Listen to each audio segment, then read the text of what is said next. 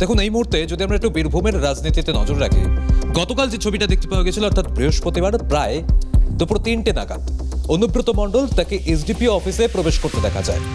এর আগে যে গোটা ঘটনা দেখেছিলাম, আইসিকে কদর্য ভাষায় যেভাবে ফোনে হুমকি দিয়েছিলেন অনুব্রত মণ্ডল, সেই ঘটনার 7 দিন পর এবং রবিবার আবারও যে তাকে তলব করা হয়েছিল, তারপর তিনি 5 দিনের বেড রেস্টের জন্য একটা মেডিকেল সার্টিফিকেট জমা দিয়েছিলেন। সেই 5 দিনের বেড রেস্ট গতকালই শেষ এবং তারপরে দেখতে পাওয়া যায় এসডিপি অফিসে গিয়ে পৌঁছান এক প্রকার আড়ালে অনুব্রত মণ্ডল, যাকে এইভাবে কোনো সময় বীরভূমের মাটিতে ঘোরাফেরা করতে দেখা যায়নি। সেই অনুব্রত মণ্ডল তিনি বীরভূমের এসডিপি অফিসে যান, হাজিরা দেন। তিনি দেখতে পাওয়া যায় যে গাড়িতে করে তিনি যান, সেই গাড়ি নিয়েও আমরা পরবর্তীতে জানতে পারি যে টোল ব্যবসায়ী তার গাড়ি করে তিনি বীরভূমের এসডিপি অফিসে গিয়েছিলেন। কিন্তু প্রশ্নটা হচ্ছে, প্রায় 2 ঘন্টা ধরে তিনি এসডিপি অফিসে ছিলেন, তাকে কি পুলিশ জিজ্ঞাসাবাদ করেছে? তাকে যে তলব করা হয়েছিল, এই ঘটনার পর শনিবার প্রথম তাকে তলব করা হয়, হাজিরা এড়িয়ে যান। তারপরে রবিবার আবার তলব করা হয় অনুব্রত মণ্ডলকে, সেই হাজিরাও এড়িয়ে যান। মেডিকেল সার্টিফিকেট তিনি জমা দেন, দেখানো হয় তার শারীরিক অসুস্থতার কারণ, সেই অসুস্থতার কারণে তার বেড রেস্টের প্রয়োজন এমনই উল্লেখ ছিল নাকি সেই মেডিকেল সার্টিফিকেট জানিয়ে ইতিমধ্যেই তো বিতর্কের সৃষ্টি হয়েছে। কিন্তু অনুব্রত মণ্ডল তাকে কি জিজ্ঞাসাবাদ করা হলো? আইসি লিটন হালদার তার ফোন থেকে কল যে রেকর্ডিং সেটি ভাইরাল হওয়ার পর আইসির ফোন বাজেয়াপ্ত হলো, অনুব্রত মণ্ডলের ফোন কি বাজেয়াপ্ত হলো? এই সমস্ত প্রশ্নই কিন্তু এখন বীরভূমের রাজনীতিতে শুধু নয়, এখন গোটা রাজ্য রাজনীতিতে ঘোরাফেরা করছে। কারণ এই মুহূর্তে অনুব্রত মণ্ডল যেহেতু খবরের শিরোনামে রয়েছেন, কারণ একভাবে কর্মরত অবস্থায় আইসি তাকে এইভাবে কদর্য ভাষায় যেহেতু আক্রমণ জানিয়েছেন অনুব্রত মণ্ডল, তাই এই জায়গায় প্রশ্নটা ঘোরাফেরা করছে অনুব্রত মণ্ডল তাকে কি জিজ্ঞাসাবাদ করা হলো? তারপর থেকে দেখতে পাওয়া গেল যে প্রায় 2 ঘন্টা তিনি ছিলেন অনুব্রত মণ্ডলের সেই অফিসে। তারপরে দোদুল চালে বেরিয়ে আসতে দেখা গেল। সাংবাদিকরা প্রশ্নের উত্তর চেয়েছিলেন, প্রশ্ন করা হয় তাকে, কিন্তু তারপর তিনি উত্তর দেননি, সোজা চলে গেলেন দলীয় অফিসে। দলীয় অফিস থেকে বেরোলেন, সেখান থেকেও 2 ঘন্টা পর তিনি বললেন যে তার মন্তব্য আমি দেখি, আমি পর্যবেক্ষণ করি, এমন কিছু কথা বলতে শোনা গিয়েছে। তার যে মন্তব্য একটু যদি আমরা নজর রাখি, তিনি ঠিক কি বলেছেন কালকে, যে আমি 2 দিন দেখি, তারপর আগে চলাচল দেখি, তারপর চালচলন দেখি। কার চালচলন দেখতে চাইলেন অনুব্রত মণ্ডল? কার গতি প্রকৃতি নজর রাখছিলেন অনুব্রত মণ্ডল? সেই জন্যই কি তিনি 5 দিন সময় নিয়েছিলেন? শোনাবো আপনাদের প্রথমে অনুব্রত মণ্ডল তিনি কি বলেছেন। আমি 2 দিন দেখি, তারপর আজকে জেরা হয়েছে, আজকে চালচলন দেখি, তারপর আমি 2 দিন দেখি, তারপর আজকে জেরা হয়েছে, আজকে চালচলন। আর অনুব্রত মণ্ডল তার এই মন্তব্য ঘিরেই কিন্তু এখন একটা প্রশ্ন উঠছে, তিনি কার চালচলন দেখতে চাইলেন? আইসি লিটন হালদার তাকে কদর্য ভাষায় আক্রমণ শানিয়েছিলেন, ফোনে হুমকি দিয়েছিলেন, তারপর পুলিশ তাকে তলব করে। পুলিশেরই কি এই যে পদক্ষেপ, পুলিশ তার বিরুদ্ধে আর কোনো কড়া পদক্ষেপ নেয় কিনা, সেটা কি পর্যবেক্ষণ করছিলেন অনুব্রত মণ্ডল? আমি একটু জেনে নেওয়ার চেষ্টা করবো। আমাদের সঙ্গে রয়েছেন প্রতিনিধি অমরনাথ। অমরনাথ, অনুব্রত মণ্ডল বললেন যে আমি চালচলন দেখি, কার চালচলন দেখতে চাইছিলেন অনুব্রত মণ্ডল?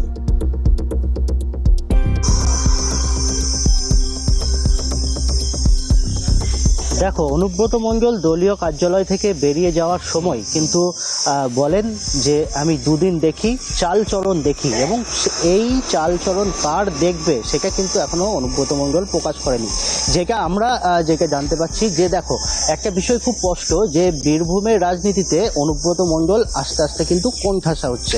এর আগেও আমরা দেখেছি যে বিভিন্ন অনুব্রত মণ্ডলের অনুগামীরা কাজল শেখের দিকে ঘেঁষছে। পাশাপাশি আরেকটা বিষয় যে অনুব্রত যখন এই কল রেকর্ডিং ভাইরাল হলো, ঠিক তার পরের দিনই দেখা গেল যে অল ইন্ডিয়া তৃণমূল কংগ্রেসের পক্ষ থেকে তাকে নোটিশ করা হয় এবং সেই নোটিশে উল্লেখ করা হয়েছিল যে 4 ঘন্টার মধ্যে অনুব্রত মণ্ডলকে ক্ষমা চাইতে হবে। এবং সেই জায়গা থেকে খুব পরিষ্কার হচ্ছে যে দলীয় কিন্তু একটা চাপ অনুব্রত মণ্ডলের সৃষ্টি হয়েছে। এবং তারপরে তুমি দেখো যে তাকে দুবার নোটিশ করার পরও অনুব্রত মণ্ডল একের পর এক হাজিরা এড়িয়ে, কিন্তু যখন দেখা গেল যে তার যে 5ম দিন, অর্থাৎ তার যে 5 দিনের যে বেড রেস্টের কথা বলা হয়েছিল, সেই 5ম দিনের মাথায় অনুব্রত মণ্ডল এলেন, এমনকি হাজিরা দিলেন। 2 ঘন্টা তাকে টানা জিজ্ঞাসাবাদ করা হয় এবং সেই জিজ্ঞাসাবাদের সমস্ত ভিডিও পর্যন্ত রেকর্ডিং করা হয় পুলিশের পক্ষ থেকে। এবং সেই জায়গা থেকে কিন্তু একদিকে যেমন দলীয় চাপ, পাশাপাশি অনুব্রত মণ্ডলকে কিন্তু পুলিশও চাপ একটা কিন্তু সৃষ্টি হয়েছে বলা যেতে পারে।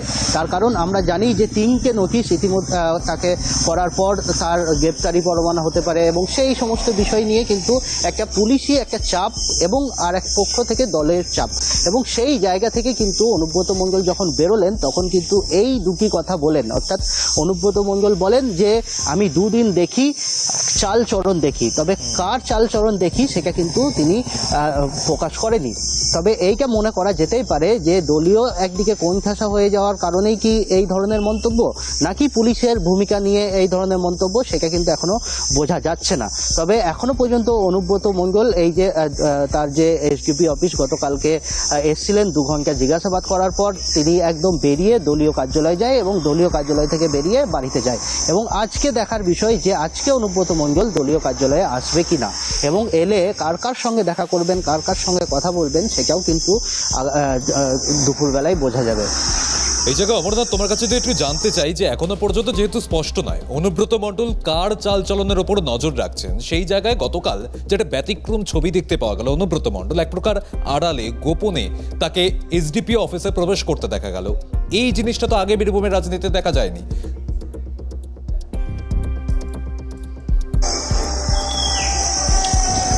সেটাই এখন বিষয়। আমি তোমাকে যেটা বলছিলাম যে দলীয় একটা প্রেশার কিন্তু অনুব্রত মণ্ডলের রয়েছেই, তার কারণ আমরা আস্তে আস্তে দেখছি যে অনুব্রত মণ্ডল যখন জেলবন্দি ছিল তখন কিন্তু অনুব্রতর প্রতিপক্ষ হিসাবে কাজল শেখের নাম উঠেছিল এবং কাজল শেখ এখন বীরভূম জেলার সভাধিপতি এবং সেই জায়গা থেকে দাঁড়িয়ে কাজল শেখ এবং অনুব্রত মণ্ডলের যে গোষ্ঠীদ্বন্দ্ব সেটা কিন্তু বারবার আমরা দেখেছি এবং বিভিন্ন সময় অনুব্রত মণ্ডলের অনুগামীদেরকে মারধর করতে দেখা গেছিল এবং পাশাপাশি কাজল শেখের লোকজনকে মারধর করতে দেখা গেছিল।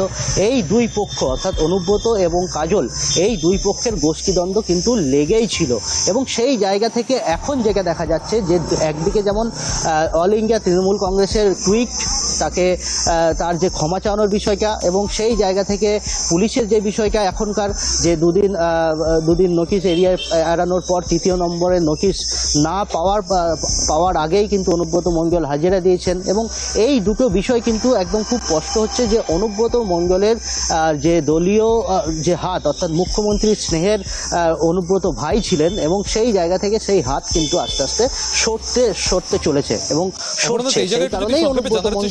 অনুব্রত মণ্ডলের এই যে গতি প্রকৃতিটা আমরা গতকাল দেখতে পেলাম তাতে বীরভূমের রাজনীতিতে এখনো পর্যন্ত কি প্রতিক্রিয়া পাওয়া যাচ্ছে?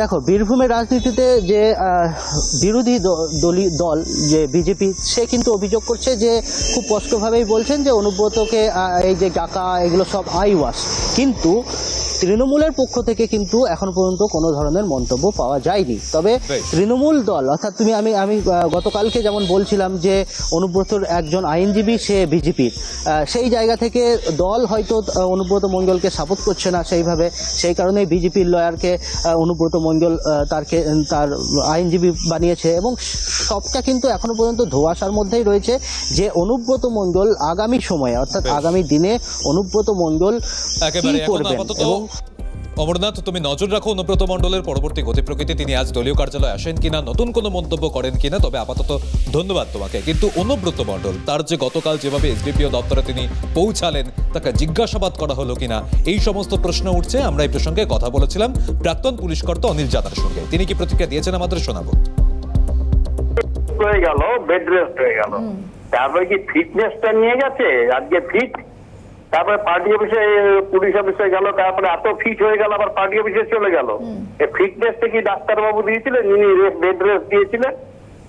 এরা অ্যাকচুয়ালি আইন কানুন পশ্চিমবাংলায় যেটা ছিল আগে ছিল আইপিসি সিআরপিসি মেনে চলতে হতো আমাদের, এখন বিএনএসএস হয়েছে, কিন্তু পশ্চিমবাংলা এভাবে এর আগে আইনের শাসন তো না, এখন একটা প্রসিডিওরে চলে, এটা হচ্ছে অনুপ্রেরণার প্রসিডিওর। তার ফলে ওই অনুব্রত সেই প্রসিডিওরে চলেছে, সেই জন্যই বলছে দেখা হবে। আর যে পুলিশের যে কথা বলেছে, আমি বারবার বলেছি বিভিন্ন সময়, এটা খালি লিটন হালদারকে বলেনি, এটা সমগ্র পুলিশ সমাজের মুখে থাপ্পড় মেরে ওটা বলেছে। এবং পুলিশের কর্তা পুলিশ মন্ত্রী যদি ওনার গায়ে ওনারই পুলিশ, তাকে যদি এইভাবে অপমান করে যায়, তারপরে বলার পরে যদি সে স্পট ফ্রি হয়, তাহলে ডেকেছে, নাম ডাকলাম, করলাম, তারপরে সে খোঁজ পেয়ে যেভাবে গেছে ডিপিও অফিস থেকে যেভাবে বেরোচ্ছে, মনে হয় পুলিশ যেন তৃষার্ত হয়ে গেছে অনুব্রত মণ্ডল আসায়। এখন এই জন্যই ওরা বলতে সাহস পাচ্ছে। এখন কি করা যাবে, আমাদের যেরকম চলছে সেরকমই চলবে, কিছু করার নেই। পুলিশের এখন নিজেদের এখন মান সম্মান তো ধুলোয় মিশিয়েছে। এরা নিজেদের বাড়ির মা বোনেদের সম্মান রাখতে পারছে না, এরা পুলিশ পাবলিকের পরে পাবলিকও গালাগালি করবে। পাশাপাশি এই প্রসঙ্গে আমরা কথা বলেছিলাম রাজনৈতিক বিশ্লেষক ঝন্টু বড়াইকের সঙ্গে। তিনি কি বলেছেন শোনাবো। মন্ত্রী, পুলিশ মন্ত্রী, মুখ্যমন্ত্রী, স্বরাষ্ট্রমন্ত্রী, আমার আপনার প্রিয় পিসি ভাই, পিসিমণি, পিসি, তিনি চাননি তাই পিসি পুলিশ তার অনুব্রতের বিরুদ্ধে হার্ড অ্যাকশন নেয়নি।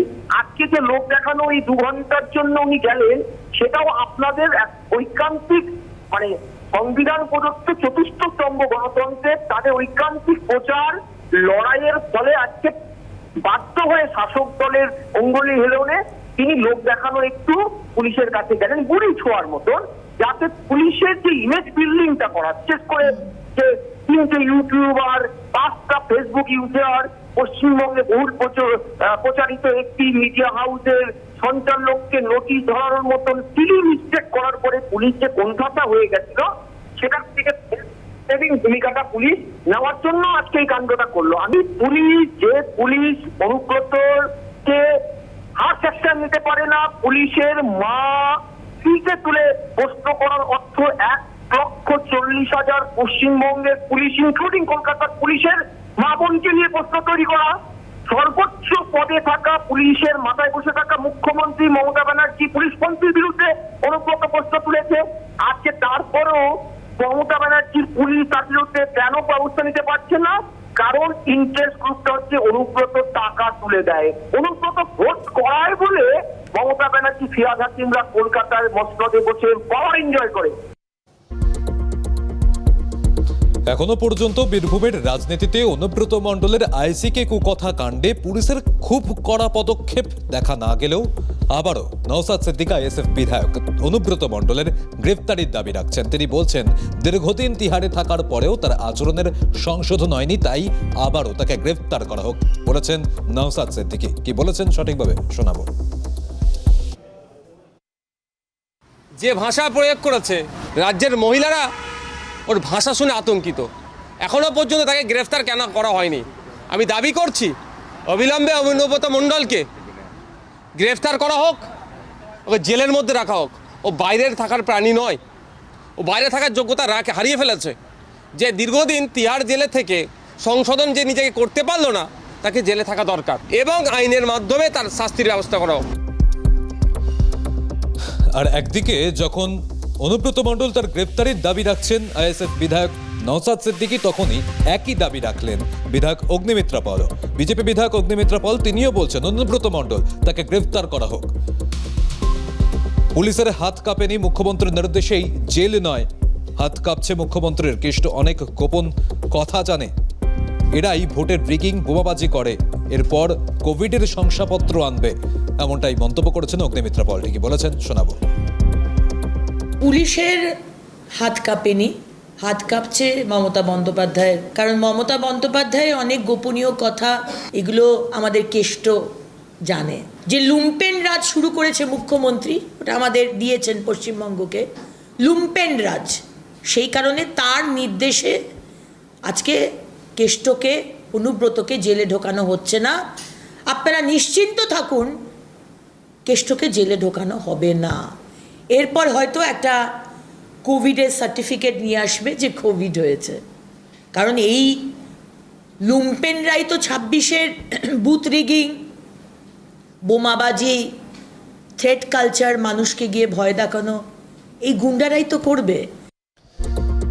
পাশাপাশি অধীর রঞ্জন চৌধুরী, প্রাক্তন কংগ্রেস সাংসদ, তিনি বলছেন যে আইসির ফোন বাজেয়াপ্ত হয়েছে, কিন্তু অনুব্রত মণ্ডল তাকে পুলিশ রক্ষা করছে, মুখ্যমন্ত্রীর পুলিশ রক্ষা করছে। ঠিক কি বলেছেন অধীর রঞ্জন চৌধুরী, শোনাবো। আইসি লিটন সরকারের ফোন বাজেয়াপ্ত করার মধ্য দিয়ে পুলিশ তৃণমূল নেত্রীর নির্দেশে অনুব্রতকে রক্ষা করতে চাইছে। এখানে কোনো ভুল নেই। এক ফোনের কথা বাইরে গেল কি করে সেটা তদন্ত হচ্ছে, কেন ফোন করলো, কেন গালাগালি দিল, তা তদন্ত পুলিশ করছে না, বড় মুশকিল ব্যাপার। এরপরে এই আইসিকে না কেসটাকে যদি ক্ষমা চেয়ে বলতে হয় সেই অপরাধী। সেই আইসিকে দেখুন এরপরে কোনো শাস্তির খাড়া নেমে আসে কিনা, কারণ তাকে ষড়যন্ত্রকারী প্রমাণ করতে হবে এবং তাকে প্রমাণ করতে হবে সে তৃণমূলের শত্রু, দুটো প্রমাণ করতে হবে, তবে না মার্কেটে খাবে। কেসটা মহাপুরুষ আর যাকে গাল দিল সে হচ্ছে সমাজের অপরাধী, এটা প্রমাণ করতে হবে। আর এদিকে এক প্রকার ফিরহাদ হাকিম রাজ্যের মন্ত্রী, তিনি কিন্তু অনুব্রত মণ্ডলের পাশেই দাঁড়ালেন। তিনি বলছেন অনুব্রত মণ্ডল অন্যায় করেছে, ক্ষমা চেয়েছে, অর্থাৎ ক্ষমা চাওয়াই সবশেষ কথা। কি বলেছেন ফিরহাদ হাকিম, শোনাবো আপনাদের।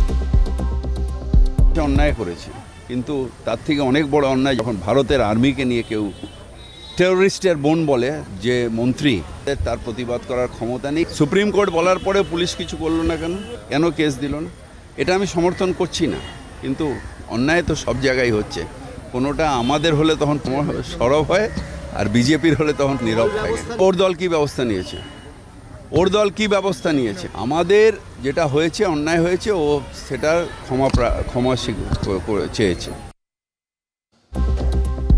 আবার এক প্রকার কুণাল ঘোষ, তৃণমূল নেতা, তিনিও কিন্তু অনুব্রত মণ্ডলের পাশে দাঁড়ালেন। ফিরহাদ হাকিমের পাশাপাশি তিনিও বলছেন অনুব্রত মণ্ডল পুলিশের সামনে গিয়েছে, কথা হয়েছে, কিন্তু বিরোধীরা তারা এত মাথা ঘামাচ্ছে কেন, প্রশ্ন তুলছেন কুণাল ঘোষ। কি বলেছেন শোনাবো। এটা আইনের প্রসেস একটা।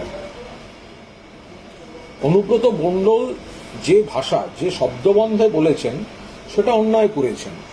পার্টি সেটা অনুমোদন করে না, পার্টি সেটা নিন্দা করে।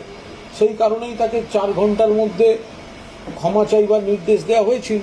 তিনি ক্ষমা চেয়েছেন, পার্টি নেতৃত্ব নজর রাখছে।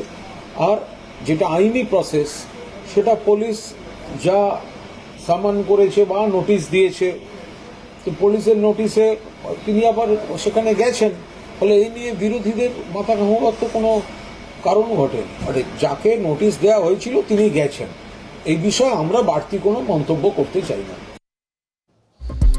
কিন্তু বিধানসভার অধ্যক্ষ বিমান বন্দ্যোপাধ্যায় তিনি এই বিষয়কে গুরুত্ব দিচ্ছেন না, তিনি উল্টে প্রশ্ন করছেন এসব কথা বলেন কেন অনুব্রত মণ্ডল। তার পাশে কিন্তু দাঁড়ালেন না বিমান বন্দ্যোপাধ্যায়। তিনি বলছেন যে যেহেতু পুলিশকে কদর্য ভাষায় তিনি এইভাবে আক্রমণ শানিয়েছেন, হুমকি দিয়েছেন, তাতে তিনি প্রশ্ন তুলেছেন যে এই সব কথা কেন প্রয়োগ করছেন অনুব্রত মণ্ডল। এক প্রকার এমনই প্রশ্ন তুলেছেন। কি বলেছেন শোনাবো। কি করে যে কে রাস্তাঘাটে কি বললো আমাকে তার প্রতিক্রিয়া দিতে হবে নাকি? অনুব্রত মণ্ডল তার কথা বলেছেন, আমি তার কথায় কোনো গুরুত্ব দিতে রাজি না। এইসব কথাবার্তা বলেনি বা কেন, আমাদের নিজেদের শুনতে খারাপ লাগে। কথা বলতে সবার মুখ্যমন্ত্রী উনি, তারই সৈনিক বলতে গেলে পরে মুখ্যমন্ত্রীকে শ্রদ্ধা সবারই জানানো উচিত। তিনি সম্মানীয় মুখ্যমন্ত্রী, এ তো অপেক্ষা রাখে না যে তাকে সম্মান জানানো সবাই আমাদের কর্তব্য। কে ব্যক্তিগতভাবে অনেক দুষ্কৃতকারী অনেক কিছু করে বেড়াচ্ছে, সব দায়িত্ব আর মুখ্যমন্ত্রীর না। তবুও মুখ্যমন্ত্রী হিসেবে উনি আমাদের যেহেতু স্বরাষ্ট্র দপ্তরের দায়িত্ব রয়েছে, উনি নিশ্চয়ই ওনার দিকটা দেখবেন, এইটুকুই বলতে পারি।